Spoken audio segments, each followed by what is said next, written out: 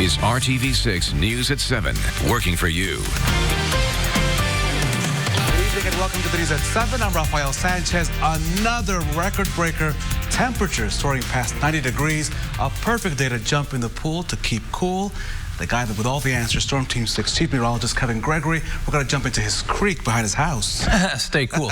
2 in a row that we've had 90 or above. Today we hit 92. That's also not just the record for the date, but the warmest October temperature ever. How about that in Indianapolis? Temperatures tomorrow will push 90 once again. We're still at 86 as you look around the state. Everywhere temperatures are hot for this time of year. That's a relative term, but compared to the average high of 72, this is hot, obviously, for October. That warmth goes all the way into southern Wisconsin and Michigan. Notice the cooler air lurking. That will be part of our forecast as we get to Thursday, and then Friday we'll feel the full impact. There are thunderstorms along that boundary.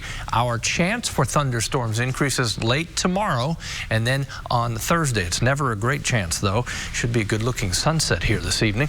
Temperature continues to fall. 8 o'clock, 82, 76 at 11. We never really cool off in the morning when you wake up. Dry, warm, 71 degrees. We'll talk about one more day where we make a run at a record high and then the changes that come after. Kevin, thank you so much. RTV6 now at 7 following 2 traffic alerts that are tying up the roads. Here's a first live look. An overturned semi has closed all lanes on northbound I-65 at the I-70 split. What you're seeing right now is the cleanup now underway. A couple of tow trucks, they're on the scene. INDOT expects crews to be there for another half hour or so cleaning up this crash. And now let's go live to the city's far east side. One lane is back open on East I-70 near German Church Road. As you can see, backup is there. The sun is trying to come down. All lanes were closed because of a crash earlier today. We're working to learn more details about both incidents and when those roads will all reopen. We'll keep you updated on our website, theindychannel.com. Tonight, Carmel police investigating a case of a customer taking inappropriate pictures of a woman while she was working. The woman works at a store at Clay Terrace and recorded this video to her cell phone from the store's surveillance footage. You can see the man following her and trying to snap pictures of her from behind. The woman did not want to speak to us on camera, but she says, quote, "He violated my space, my body, and has made me terrified to work." Kind of uncomfortable, a little bit creepy, I would say. Yeah, as a mother of 3 daughters, I feel a little violated. At this point, police tell us anyone can legally take a picture of someone in a public space. According to the Hamilton County Prosecutor's Office, the actions depicted in the video are not voyeurism either under Indiana law, as she was clothed and not naked. The investigation is still open and ongoing. If you see something going on that's wrong or need some help with that situation, give us an email, send us in contact with RTV6 by emailing us at workingforyou@rtv6.com, and we'll see what we can do about that situation. Tonight, there are still many unanswered questions about the dangerous medication mix-up. Leaders at Community Health Network still have no explanation as to why 16 students were mistakenly given doses of insulin on Monday at the McKenzie Career Center in Lawrence on the city's northeast side. The students were supposed to undergo a tuberculosis skin test as part of the requirement that would allow them to work at local nursing and healthcare facilities. The mistaken insulin shots sent them to the hospital. Community Health says it's working closely with the school district to determine the cause of that error. A daycare operator appears in court on child neglect charges after a toddler was hurt while at that facility. Ashley James is charged with neglect of a dependent resulting in bodily injury, as well as reckless supervision by a child care provider. LaShawna Payne's 1-year-old daughter was injured at Live, Laugh, Love, and Learn on East 38th Street 3 years ago. Ashley James served as the daycare's director at the time. Prosecutors say she put the children in a dangerous environment, and the little girl's mother agrees. If something happens at your facility where you're getting paid to keep people's children and you're taking money from parents, somebody has to be at fault. These are the people that we send our kids to be taught and to be taken care of. And if something happens, who do we say, oh, whose fault is it? Oh, it's okay, it's just nobody's. No, it's your responsibility if that's your facility, period, point blank. The trial is still going on and will resume on November the 15th. James faces up to 6 years in prison if convicted. Records show Ashley James is no longer in charge of that daycare. The man convicted in the murder of an IU student could be released from prison soon. In 2006, John Myers was convicted in the 2000 murder of 19-year-old Jill Bierman in Morgan County. Following a 12-day jury trial, Myers was sentenced to 65 years in prison. Bierman, as you may recall, disappeared in May of 2000 after leaving her Bloomington home to go for a bike ride. Her remains were found 3 years later. On Monday, a federal court ruled that Myers received ineffective assistance of counsel at trial in violation of his Sixth Amendment rights. The ruling means that Myers must be released from prison unless the Morgan County Prosecutor's Office decides to retry him within 120 days. It's a big step in addressing domestic violence in central Indiana. Today, the mayor announced a $1 million grant from the U.S. Department of Justice. The money will go toward expanding initiatives to better address victim safety as well as mental health. It will also help with investigating and prosecuting cases and better enforcing protective orders. The city's Community Violence Reduction Director highlighted the Julian Center and the Domestic Violence Network as resources in the community. I just want to encourage people, if you know someone in your family, a friend, to please encourage them to reach out to either of these resources to gain the help that they need, because these organizations are here to provide the best service possible, and we want everyone to be safe in the community. And putting this all in perspective, the Domestic Violence Network says that domestic violence is one of the most underreported crimes in the country. Right now, investigators in Shelbyville are trying to figure out exactly what led to a man missing for nearly a year, turning up dead in the attic of an apartment building. Police say the body of 44-year-old Derek Beagle was found at 14 East Broadway Street today. He was reported missing last November. Now, no foul play was suspected then, and police say they did not find any signs of foul play where his body was found. Investigators say the public is not in danger. Investigators are also looking in Marion County for an inmate who escaped custody while on a work detail. The sheriff's office says 38-year-old Brian Wampner has been working inside Jail 2 this morning when he escaped through a window in the loading dock. Now, Jail 2 is privately operated for Marion County by the company known as Core Civic. The sheriff's office says Wampner was injured in the escape and appears to have been bleeding when he went missing around 3:40 this morning. He was serving time for a March arrest on several drug and gun charges. If you know Wampner's whereabouts, you're asked to call 911 immediately. Now, this week, the Marion County prosecutor made a major decision. He announced his office will no longer prosecute simple marijuana possession cases involving less than an ounce of marijuana. As we first reported yesterday, law enforcement like IMPD say they will continue to make arrests as normal and follow state law. Indianapolis Mayor Joe Hogshead says the prosecutor's decision is new and the city is still navigating exactly what it all means. I have as many questions as I have answers, and I don't really have any answers right now. So many more questions.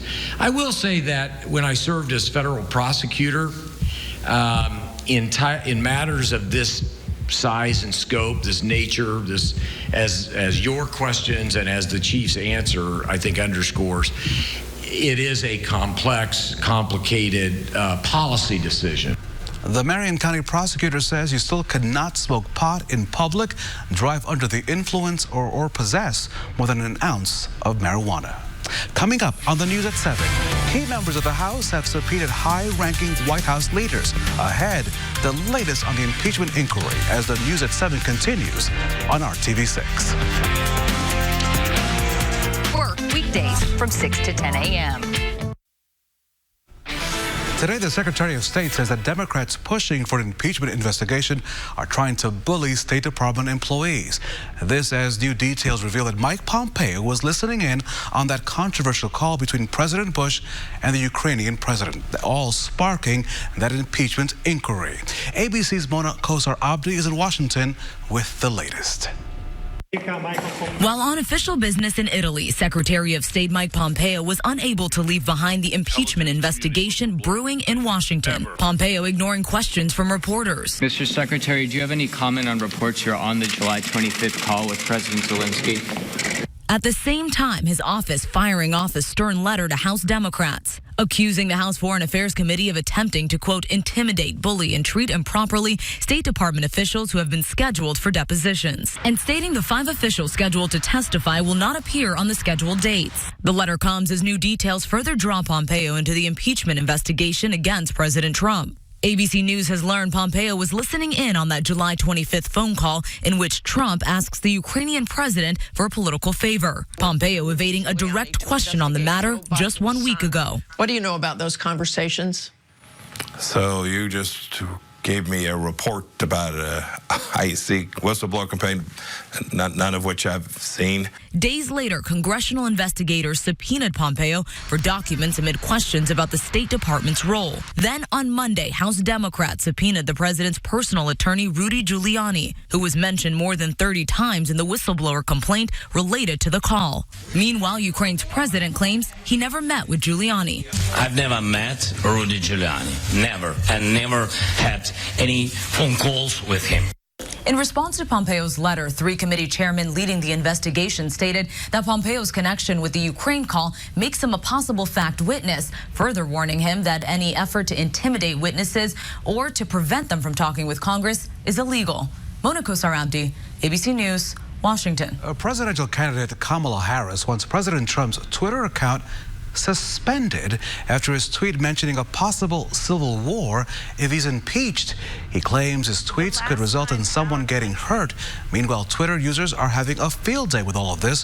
One hashtag is Civil War Sign Up, which has people tweeting which potluck dish they'll bring to the Civil War. Another hashtag is inspiring users to pen fake letters from the battlefront. Today, an ex-Dallas police officer was found guilty of murder. A jury convicted Amber Geyer of killing 26-year-old Botham Jean, her unarmed black neighbor who was sitting in his own apartment when she shot him while she was off duty. And that jury deliberated for less than a day. The lawyers for the victim's family called the rare murder conviction against a police officer a victory. Sentencing began this afternoon. Geyer faces life in prison. Coming up on the news at 7, Uber has faced backlash after criminals found it easy to pose as drivers and then attack passengers. We'll show you now what the company plans to keep you safe. But first, let's check in with Kevin Gregory. Severe weather potential well to our west tonight along the transition zone to much cooler weather. Will we see some thunderstorms, and when might it happen? The answer coming up. We fly. This is RTV6 News at 7, working for you. After a year of testing, Uber has new security features for you. That move comes after accusations about it mishandling sexual misconduct claims and crimes committed by people posing as Uber drivers. Asher Qureshi is checking out all the latest enhancements for Uber. Economical and convenient. Rideshare apps like Lyft and Uber have become synonymous with urban travel, but some say at the cost of safety. There is nowhere that is less safe than in a moving car with a stranger. Everybody's captive in that situation, and that includes the driver and the passenger alike. Bryant Greening is an attorney whose firm exclusively handles rideshare accidents and injuries. He says Lyft and Uber have allowed safety to sit on the back burner for far too long. We hear about assault, battery, and harassment every single day. Granted, people are not getting murdered every day in Uber and Lyft cars, but that doesn't mean that it's not a problem. In April, college student Samantha Josephson was murdered after she mistakenly got into a car with a man she thought was her Uber driver. In Chicago, prosecutors say a man posing as an Uber driver preyed on young victims. He was charged with sexually assaulting at least 5 women. If rideshare isn't safe, it isn't viable. So it's time that Uber and Lyft are taking a proactive stance in making sure that drivers and riders are safe. The slew of kidnapping, sexual assault, and even murders has intensified scrutiny of rideshare safety. Last week, Uber rolled out enhanced safety features to all riders and drivers nationwide. RideCheck can detect crashes or unexpected stops. An emergency button links riders directly to 911. And new features focus on verifying riders get into the correct car. Using ultrasound waves, riders receive a 4-digit PIN to verify their drivers. An alert will chime or vibrate, indicating it's the right driver. We like that Uber is being proactive at this stage to ensure passenger and driver safety, but do we wish that this was done a few years ago? Absolutely. Reportedly, Uber may also be beta testing a feature that would allow riders to record audio of a driver and report it to the company if they're feeling unsafe. Experts say it's always important to remain vigilant and take extra precautions. That includes sharing your trip details with someone you trust and always mapping your route on your own. Reporting from Chicago, I'm Usher Qureshi. Now at 7, let's head out to today. Indiana's governor continues his big overseas trip. Governor Eric Holcomb says he's optimistic about the future business investments in China after his trip there this past week. He met with business leaders in Shanghai yesterday, and now Holcomb says that his team is also working to strengthen cultural and academic relationships between China and the Hoosier state. He is now headed to India for his final stop on his overseas trip. Now here at home, will we see more breaking heat? Tomorrow, Kevin Gregory, as you know, Mrs. Sanchez is a kindergarten teacher. Recess duty has been difficult this week.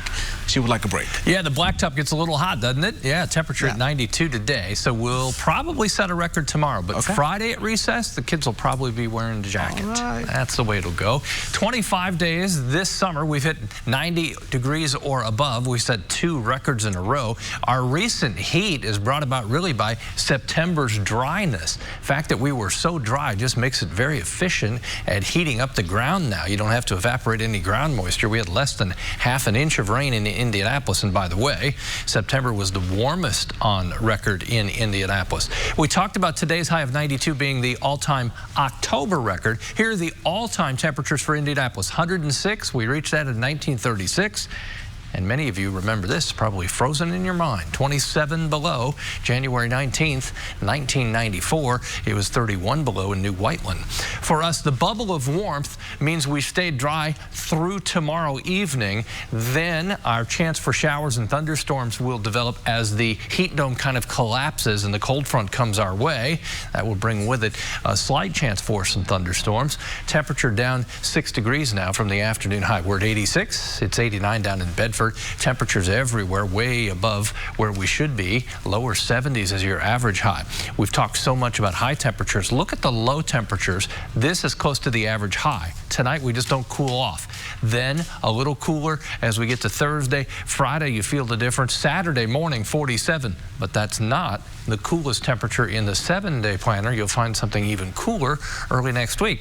One more time, temperature peaks right at record levels tomorrow, all downhill, significantly downhill from there.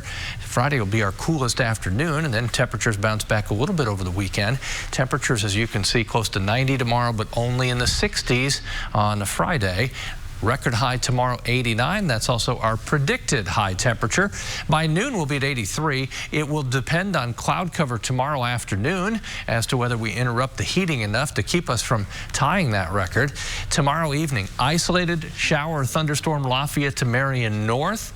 There'll be a chance as we go into Thursday as well. Notice the wind. It will come around to the northwest by the time we get to Thursday. That will open the door to the cooler temperatures to come flowing into the state. Temperatures early next week will be cool once again. We'll be in the 40s for overnight lows into Tuesday morning of next week, and Monday and Tuesday in the 60s.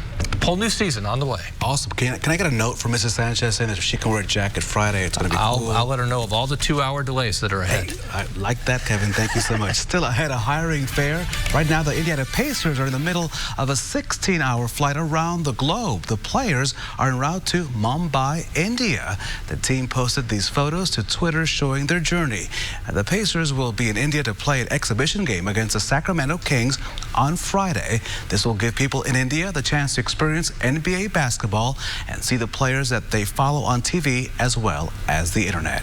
Still ahead, a hiring fair where you can get a job offer right on the spot, and a wonderful festival meant to celebrate heritage right here in Indiana. As we head outside right now, another beautiful, gorgeous sunset. You're watching the news at 7 only on RTV6.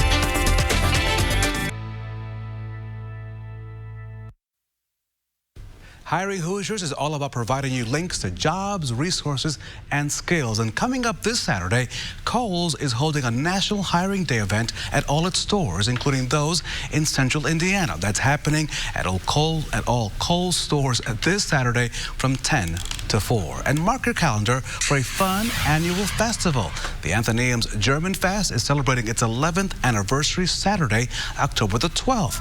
Festival organizers say it's expected to bring more than 6,500 people this year. All of this great fun, including the beer and the bratwurst, happening from noon to 7 on the 12th. Thanks for making RTV6. Well, first, before I say goodbye, I'll buy the beer and the bratwurst.